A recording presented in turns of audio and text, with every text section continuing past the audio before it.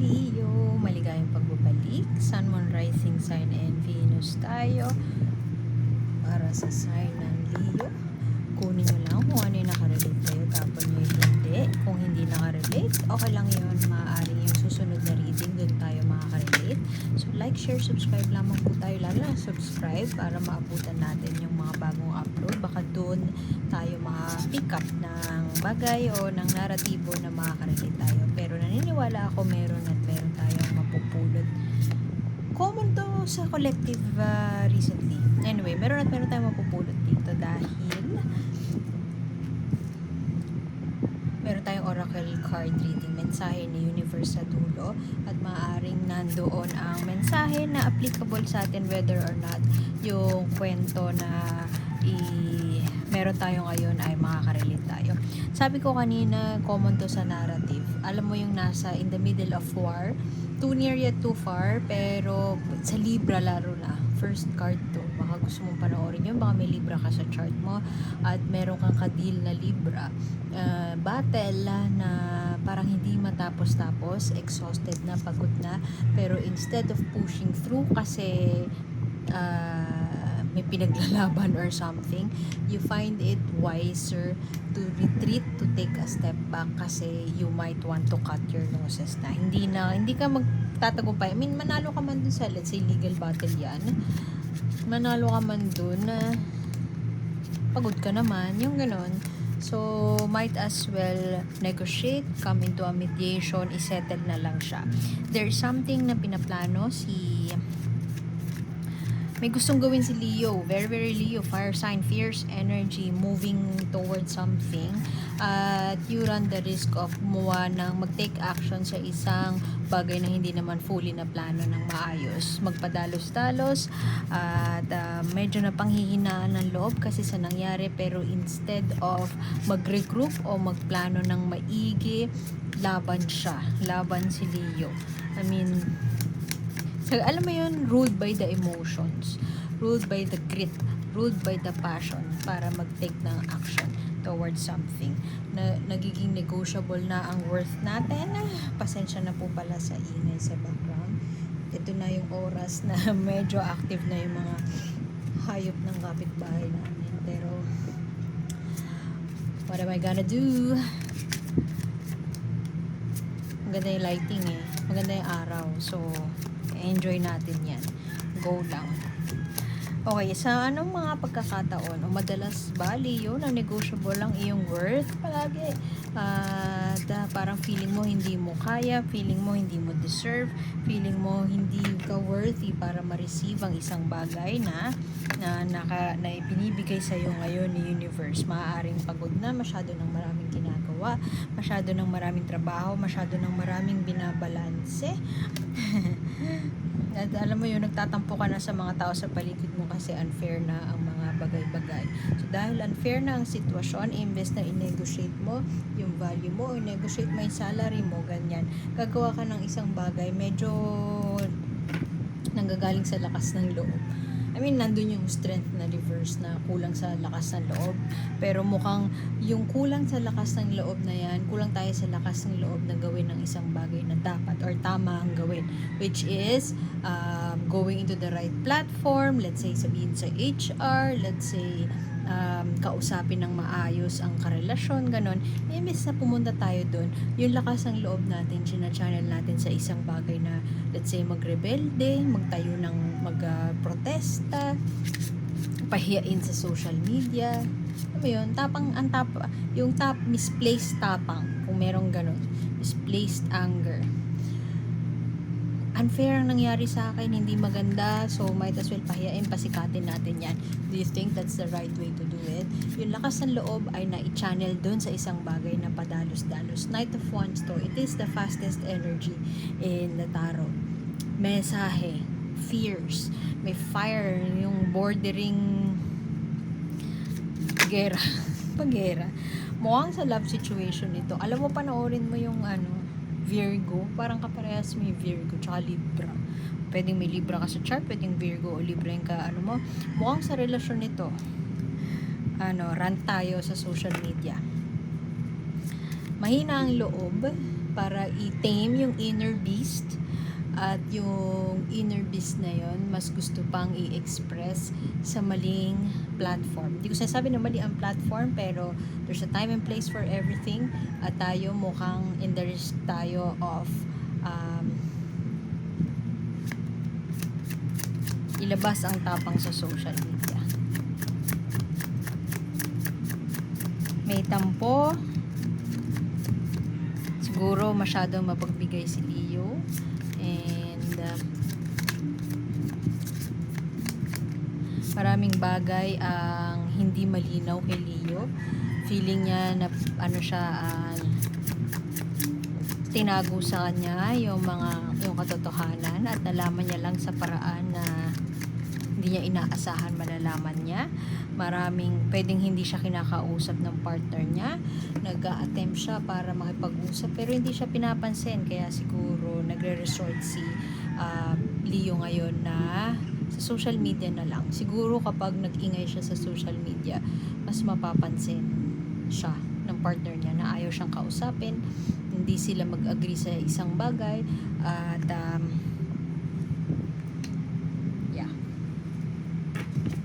laban. Laban tayo. Yan si Leo. Pero may tamang paraan. Hanapin mo yung tamang paraan na yun. Demanda ba? Ganun. Alam mo yun, pag halimbawa meron kang gustong na tao, imbis na dumaan ka sa batas, dadaan ka sa pulis, tapos under the table ka sa pulis, tapos may kakilala ka, papatakot mo yung tao. Yung ganun, imbis na, I hope I'm making sense. Hindi ko intended na manira ng profesyon. Pero, dadaan tayo sa isang proseso na delikado at dubious. Very dubious. Dahil lang may galit sa puso natin na gusto nating alagaan. So,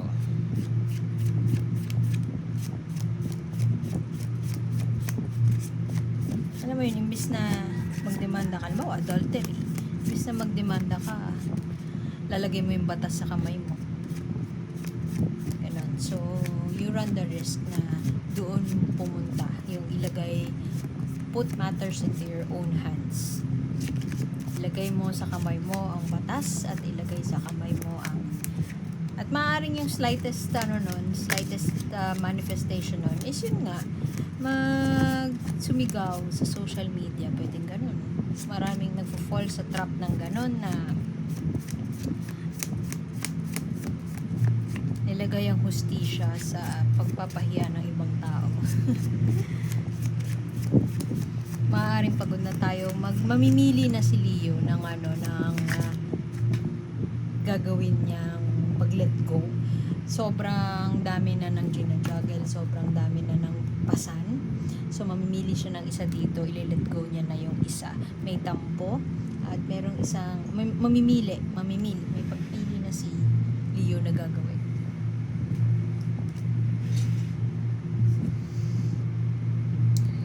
Oppressed, naapi. Siguro pakiramdam ni Leo, yung group, may parang backer tong karelasyon niya na pinagtutulungan siya. So, na-oppress, naapi si Leo. So, naiintindihan ko kung saan nanggagaling si Leo, kung gusto maghiganti sa SOCMED or sa quote-unquote maling pamamaraan. Understandable pero hindi justifiable. Yun lang yung masasabi ko. Kasi huwag nang lalabas dito yung Wheel of Fortune, kasi ang next ko sasabihin ay karma. Lahat may kapalit. Maraming bagay ang nakatago or hindi pa fully nare-reveal. Confused siguro, in the dark si Leo dahil sa ginawa sa kanya, dahil sa gera na hindi matapos-tapos, sa sobrang May matapang ang Leo eh. Mataas ang confidence niya. Pero yung tamang paraan, quote unquote, dun na panghihinahan ng loob si Leo kasi maaaring jaded na si Leo. Parang hindi naman totoo yung justisya na yan. Yung mga ganun. Baka ganun dun ang gagaling si Leo. At nag-iisip siya kung paano pwedeng naubusan na siya ng pera, kasalanan na itong partner niya, naubos na, kumbaga naubos na si Leo, and for the longest time nasaid na yung sarili niya, tapos ganito pa ang igaganti mo sa akin, yung ganon.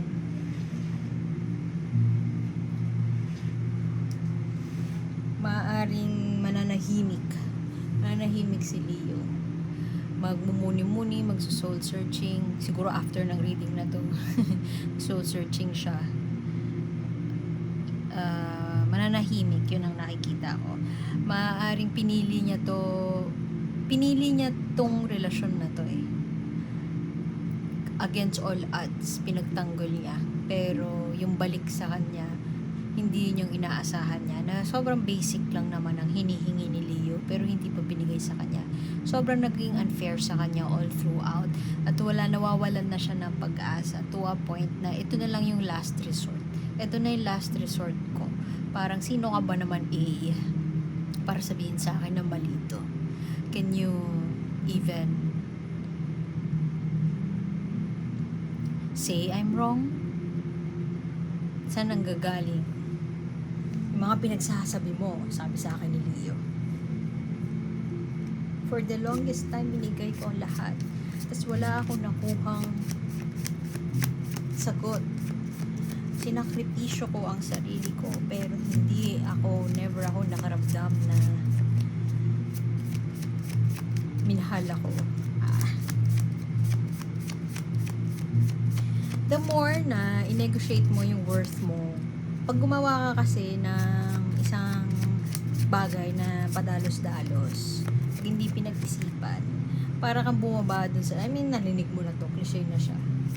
Bumaba ka sa level nung monster na dinedespise mo.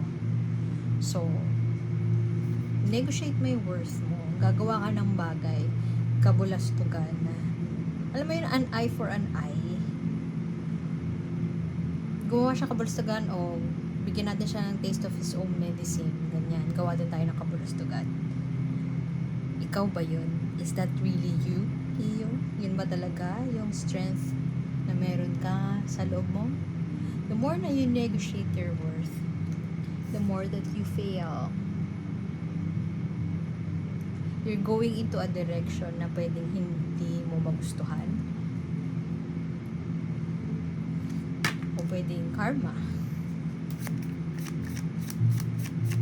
I get it, pagod ka na, oh. I get it. Pero Knight of Wands reversed, kasama nun, padalos-dalos ka, good luck sa'yo. Is that the best you got? Magagalit sa akin yung Leo. Okay lang yan. The cards don't lie.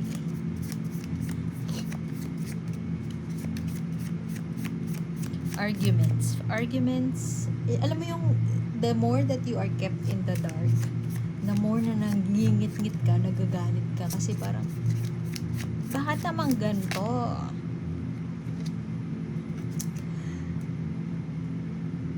Pwede ikaw to, pero pwedeng, alam mo, kung ito yung tao, nakadeal mo, karelasyon mo, kaaway mo, kinagngingitan mo, kinagagalitan mo, masyado siyang emotionally, hindi siya papatol. Di ba nakakaasar yun? O di lalo mo lang i-incriminate. Lalo mo lang i-incriminate yung sarili mo kung yung tao na ka-deal mo ay hindi ka papatulan. Sobrang emotionally mature. Emotionally intelligent.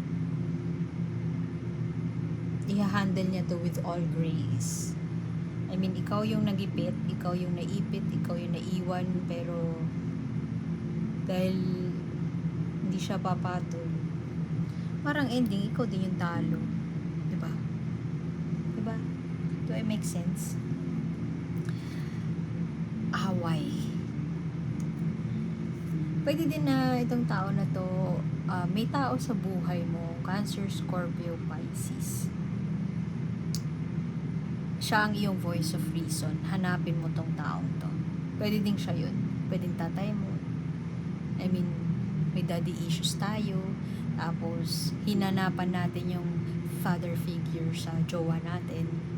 Tapos ngayon, parang hindi siya nag-work out. Galit tayo sa lahat ng lalaki. Yung ganon.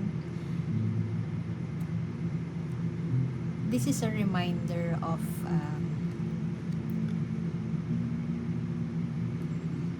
malayo ka ba sa daddy mo? Reminder na get in touch with yung emotional regulation. Yung empathy sa sarili. Self-compassion. Channel your self-compassion. Kung hindi to Cancer, Scorpio, Pisces na lover mo, pwedeng presence of a emotionally mature individual that you have to seek guidance from. Hingi ka ng payo do sa tao na yun. Kasi maganda yung lovers kasi somebody will make a choice. Pero with all yung lalo yung core energies mo and yung surrounding nun, hindi ganun ka positive yung supporting dito. Pwede din kasi na kayo, star-crossed lovers, maraming tutol sa pag-ibigan nyo, or pwede din na umibig ka sa isang tao na delikado, dangerous siya. I mean, I don't know, meron siyang abusive tendencies. So, magiging away lang siya, tapos hindi magiging healthy para sa'yo. Ingat ka na mamili ka ng isang bagay na hindi naman healthy para sa'yo in the long run. Dahil lang, ewan ko, gusto mo siyang gawing trophy. Ingat ka mamili ng isang bagay na hindi pinag-isipang mabuti. Yun lang yung sinasabi sa'yo ng cards mo. At the more na itaya mo yung, say, dignity mo para sa pera, ganon. Or itaya mo yung worth mo. Laging negotiable yung worth mo as a person. Yung ginagaslight mo na yung sarili mo. You're making excuses dito sa tao na hindi naman healthy para sa'yo. Dinidefend mo siya sa mga kaibigan mo kasi okay naman siya, mabait naman siya. The more na ginagawa mo yun, the more na magiging emotionally dissatisfied, mauubos. Light the candle of grace. Perfect. Huwag ka kuha ng padalos-dalos.